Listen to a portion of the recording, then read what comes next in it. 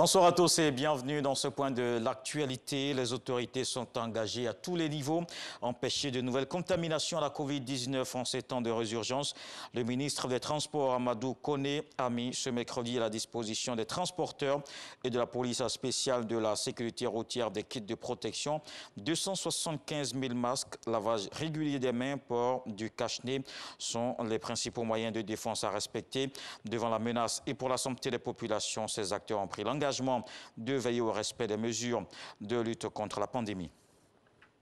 Les populations sont encore loin justement de respecter totalement les mesures barrières. Ces 2 dernières semaines, la Côte d'Ivoire a enregistré 2680 nouvelles contaminations. Le taux de positivité est de 7,1% avec un pic le 12 janvier, 17,9%. Face à la situation, le ministre de la Santé appelle les populations à la vigilance. Salima Toudia.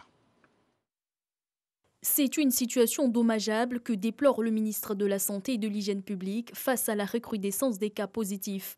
En espace de 2 semaines, 2680 nouveaux cas positifs ont été notifiés, avec un taux de positivité de 7,1%, au-dessus de 5%, le seuil qui permettait aux autorités sanitaires d'affirmer que la maladie est sous contrôle.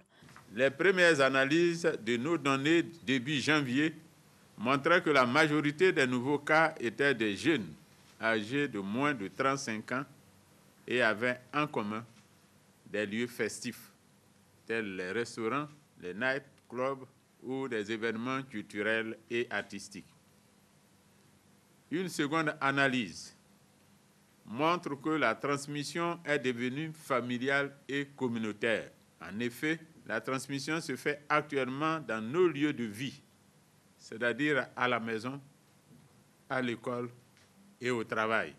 La raison de cette recrudescence, le non-respect du port de masque et des autres mesures barrières, a expliqué le ministre Akawele. Comme les recommandations ne sont pas strictement respectées et que l'épidémie continue de progresser dans notre pays, le comité de veille proposera dès le prochain conseil du gouvernement des mesures plus restrictives. Pour l'heure, le gouvernement en appelle à la responsabilité individuelle et collective pour préserver nos acquis dans cette lutte contre la COVID-19. Les populations sont invitées à fréquenter la centaine de centres de dépistage mis à leur disposition en cas d'apparition des signes ou de contact avec des cas positifs. Autre chose dans l'actualité, la saison sèche tant de pénurie d'eau. À cette époque, à Bonon, localité de la région de la Marawi, les populations sont confrontées au même problème. La fourniture en eau potable de la Solécie est perturbée, les coupures sont fréquentes, ce qui inquiète les habitants. Une réalité que vit ce nouveau département chaque année entre octobre et avril. Bonon en souffre et exprime le souhait de voir un nouveau château construit pour renforcer l'alimentation. Dans le reste de l'actualité, l'Ouganda est suspendu à l'attente des résultats provisoires officiels de l'élection présidentielle qui s'est tenue ce jeudi. Il devrait être annoncé demain samedi. Le président de la commission électorale affirme que le scrutin s'est déroulé pacifiquement avec une participation élevée. Mais le candidat de l'opposition, Bobi Wine, assure avoir largement gagné l'élection. L'ancien chanteur dénonce de nombreuses irrégularités dans le scrutin. Par exemple, des bulletins déjà remplis dans certains centres.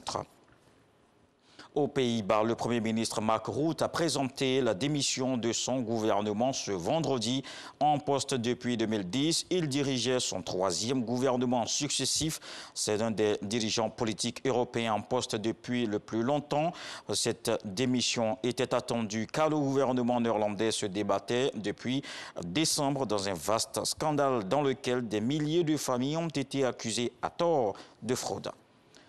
En Indonésie, pour terminer, un fort séisme dans l'archipel a fait au moins une trentaine de victimes ce vendredi dans l'île de Célèbes. Selon le dernier bilan officiel, plusieurs bâtiments, dont un hôpital, se sont effondrés sous l'effet de cette secousse de magnitude 6,2 sur l'échelle de Richter.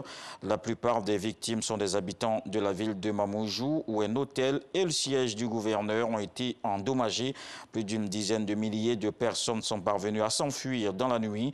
Mais sous les décombres, il est encore impossible de dire combien de personnes ont péri. On se retrouve à 20 h pour la grande édition, mais tout de suite à suivre les infos régionales.